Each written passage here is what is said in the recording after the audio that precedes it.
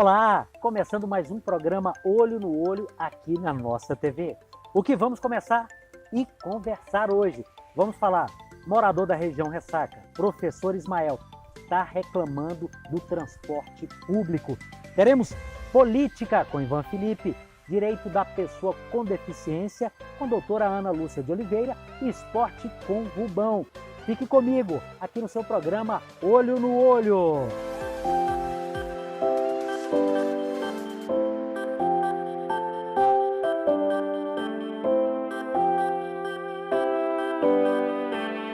É sempre bom ter a sua companhia aqui no programa Olho no Olho.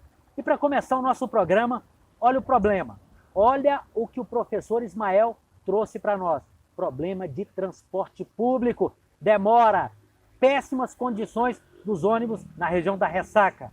Ouça aí. Olá pessoal, passando para registrar mais uma denúncia. Mais de 1 hora no ponto. E as linhas 101A, 101B e 101C são linhas precárias, especialmente a linha 101B Xangri-Lá. Como cidadão, nós temos que registrar as nossas denúncias. Não podemos deixar que eles tomem os nossos direitos. Além de altos impostos que pagamos, ainda tem essa passagem muito cara. Cadê os vereadores da região para pedir uma audiência pública? Obrigado, professor Ismael. Você também quer ajudar, quer contribuir com a nossa cidade? Pode mandar o seu vídeo.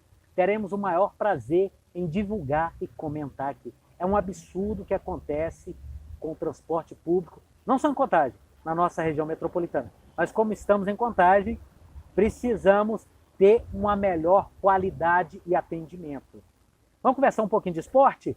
Chega mais, Rubão. Vamos falar de futebol e esporte amador e profissional aqui de Contagem.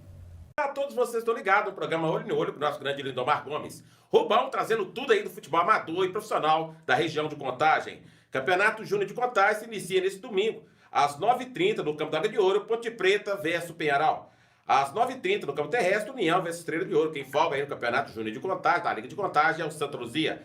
Campeonato da 2ª Divisão de Ibirité, está bombando o Campeonato da 2ª Divisão de Ibirité. Um grande jogo vai acontecer esse domingo no Campo do Canaã. Tupi versus Penharol às 12h30 na arena aí do Canaã, no Campo Canaã. Um abraço ao nosso grande Edmilson aí do bairro Vila Ideal e também a toda a torcida organizada do Tupi de Ibirité. 2ª Divisão do Campeonato Mineiro de Futebol. O Betim empatou com o Coimbra 0x0 nesse sábado, às 16 horas na Arena Jacaré. O Coimbra vai receber o Betim. Então, nesse sábado, um grande jogo, Coimbra e Betim. Nessa quarta-feira, campeonato Sub-17 e Sub-15 teve jogos. No Sub-15, o Cruzeiro venceu o Betim de futebol por 2x0. Nesse próximo sábado, lá em Sarzedo, o Frigo Arnaldo vai receber o Funorte nas duas categorias, Sub-15 e Sub-17. Já o Futebol vai jogar contra o Atlético na próxima quarta-feira, às 16 horas, na Arena Santa Luzia e também às 17h30, também na categoria Sub-15 e Sub-17.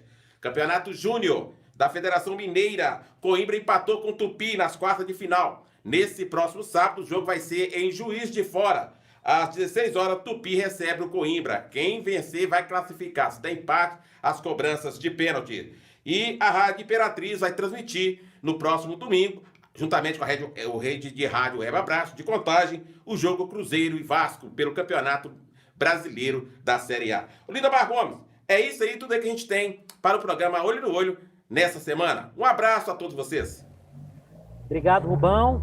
E agora vamos conversar com ela, doutora Ana Lúcia de Oliveira, direito da pessoa com deficiência. Olá, pessoal, tudo bem? Hoje nós vamos falar sobre curatela.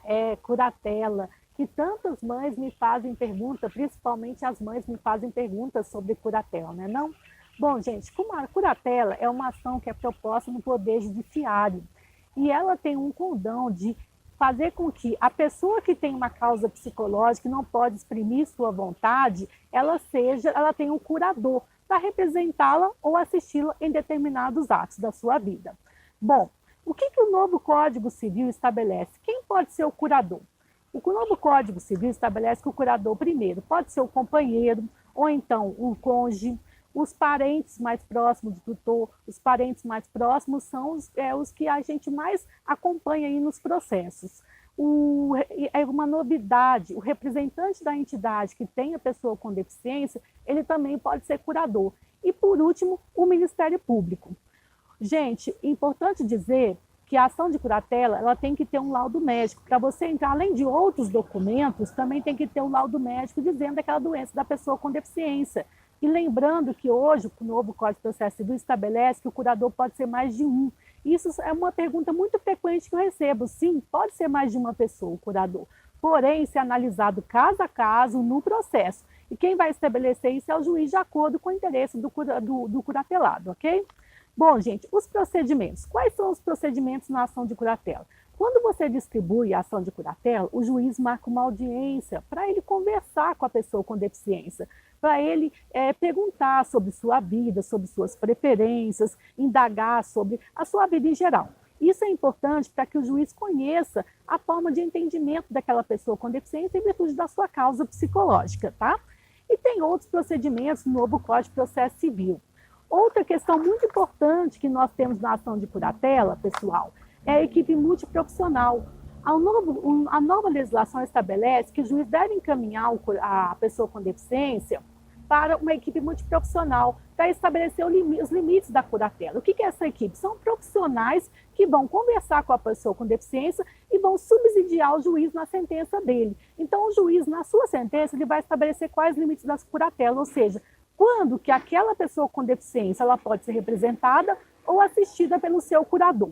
Por que eu estou falando isso, gente? Porque, de acordo com a Convenção sobre os Direitos das Pessoas com Deficiência, que entrou em vigor no Brasil em 2008 e tem status de emenda constitucional, ela estabelece que a pessoa com deficiência ela tem direito à sua capacidade legal, em igualdade de condições com as demais pessoas. Ou seja, hoje a curatela ela é excepcional, tá? A regra ela tem a capacidade plena, ok? Em igualdade de condições com as demais pessoas. O que acontece? Veio a Lei Brasileira de Inclusão, né? E a Lei Brasileira de Inclusão que regulamenta a convenção, ela trouxe uma nova disposição para o Código Civil, uma nova norma para o Código Civil. Agora, a pessoa com deficiência, ela não é absolutamente incapaz não, gente. Antigamente, a pessoa com deficiência ela era absolutamente incapaz, quando ela não conseguia dirimir a sua vida. Hoje, a pessoa com deficiência, ela é relativamente capaz, ou seja, ela tem condições de dirimir a sua vida, por exemplo, a questão da direito à existência, ou seja, direito a ter filhos, direito a casar, ela é plenamente capaz para isso. Porém, a curatela é necessária para alguns atos, ok? Então é isso, gente. Hoje não pode falar que a pessoa com deficiência é absolutamente incapaz. Essa não é a regra. Por isso que é importante entrar com a ação de curatela para estabelecer os limites da incapacidade da pessoa com deficiência. Bom, gente, e por que é importante dizer isso? Geralmente, a sentença estabelece como limite da curatela os negócios e os atos patrimoniais e os negociais também. O que quer dizer isso? O curador ele pode sacar o BPC, o LOAS, né, que é o benefício de prestação continuada no banco, ele pode assinar um contrato. Isso tudo, gente, na esfera judicial do nosso dia a dia tem uma grande importância, tá bom? Então é importante que estabelecer isso. O que o curador vai poder, quando que o curador vai poder representar a pessoa com deficiência ou não? E quem vai estabelecer isso? O juiz. Lembrando que a pessoa com deficiência ela pode casar, ela pode ter filho, ter sua vida normal, mas com aqueles limites impostos para ser representada, ok, gente? Bom, e para ser curador, você tem algumas responsabilidades, né, com o juiz. Tem algumas coisas que você tem que pedir autorização para o juiz. Por exemplo, se você for dispor de algum dinheiro da pessoa com deficiência, movimentar contas de alto vulto, você tem que prestar contas a cada 2 anos para o juiz de todo o patrimônio da pessoa com deficiência. E o mais importante, gente, se você for dispor de algum patrimônio daquela pessoa com deficiência, o curador tem que pedir autorização para o juiz.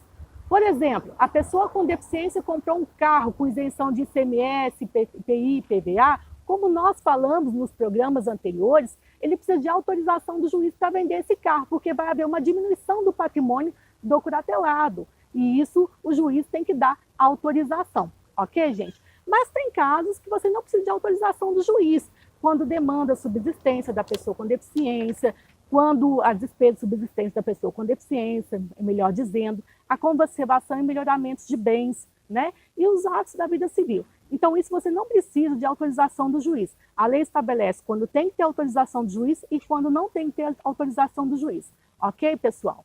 Então, é isso que eu tinha para dizer. Se vocês têm alguma dúvida, por favor, entre em contato no meu e-mail, analuciadireito@gmail.com. E me sigam nas redes sociais, Instagram, analucia.direito. Terei o maior prazer em responder suas dúvidas. Até o próximo programa, pessoal. Obrigado, Ana. Toda semana, sempre boas dicas. E por falar em dicas, vamos para o tabuleiro da política de contagem? Vamos lá, Ivan! Já no tabuleiro da política de contagem, seja bem-vindo, Ivan! Estamos aí mais uma vez, Lindomar, para discutir esse cenário. Ivan, eu tenho a sensação que cada semana que passa, esse termo, tabuleiro da política de contagem, já ganha mais o gosto das pessoas e também daqueles que mexem com política. Mas vamos lá, o que temos essa semana no tabuleiro de contagem? Lindomar, essa semana ainda repercute muito na imprensa, nas redes sociais, a votação da Câmara na semana passada, né, sobre um pedido de impeachment ao prefeito Alex de Freitas, em que os vereadores, exatamente, e os vereadores arquivaram, né, aquela votação 18-1, nós comentamos no programa da semana passada, tem sido ganhado uma grande repercussão na cidade, já havia até tido um pedido anterior, né, mas esse realmente teve um destaque de divulgação, principalmente por causa das graves denúncias e das operações do Ministério Público e da Polícia Civil que nós tivemos na última semana. Mas tem um outro tema que foi destaque ontem na sessão plenária da Câmara de Vereadores, porque teve uma manifestação muito grande de dois setores organizados da cidade.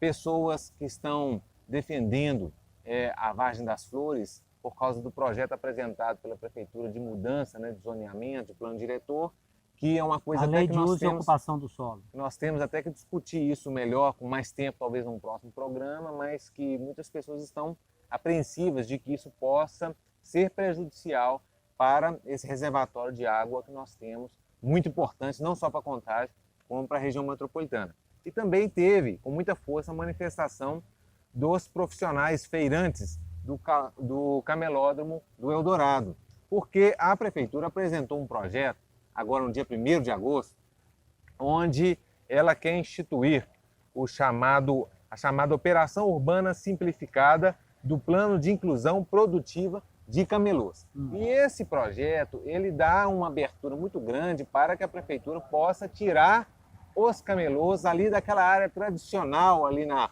Rua Portugal, com João César de Oliveira, só para as pessoas situarem, mas só para as pessoas situarem, que estão nos assistindo, é onde fala que é a Feira do Paraguai, sim, né?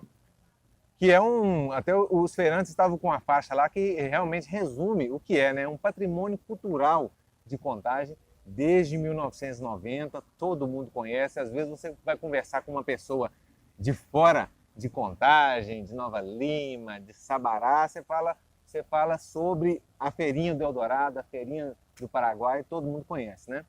E é muito estranho discutir esse tema agora, Lindomar, no momento em que nós temos um desemprego muito grande afetando o Brasil, afetando também o município de Contagem, onde a Prefeitura está tendo dificuldade de terminar a execução de obras que estão aí se arrastando há anos.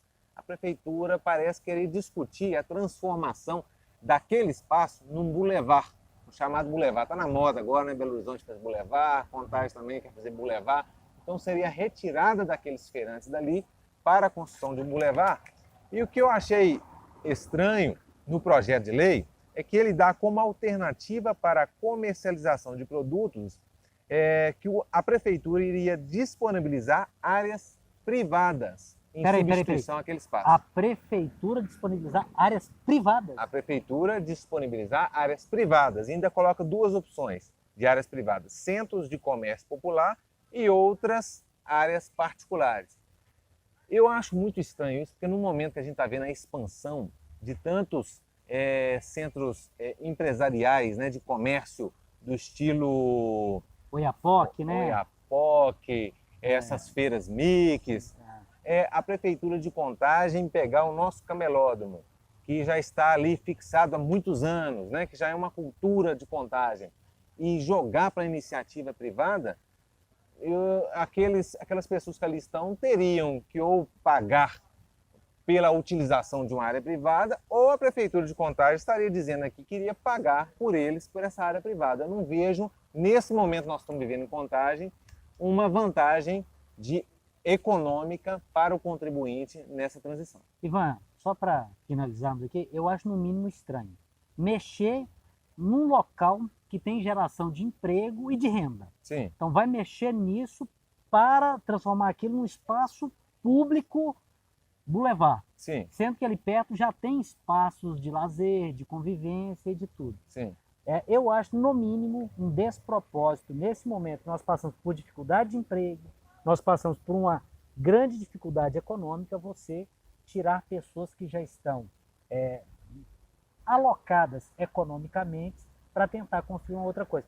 Precisamos investigar um pouco mais sobre isso, precisamos saber um pouco mais sobre isso. Eu acredito que, nesse momento, a nossa prioridade tem que ser defesa de emprego. Se não está gerando emprego, você também não pode acabar com o emprego onde tem, não. Eu acho que, nesse momento, seu programa Olho no Olho, esse espaço no tabuleiro da política de Contagem, nós vamos bater pesado nisso. Não vamos desempregar ninguém. E o poder público tentando falar que vai ceder espaços privados é, no mínimo, estranho. Fechamos por aqui hoje? E o grito de guerra deles era: trabalho sim, pracinha não.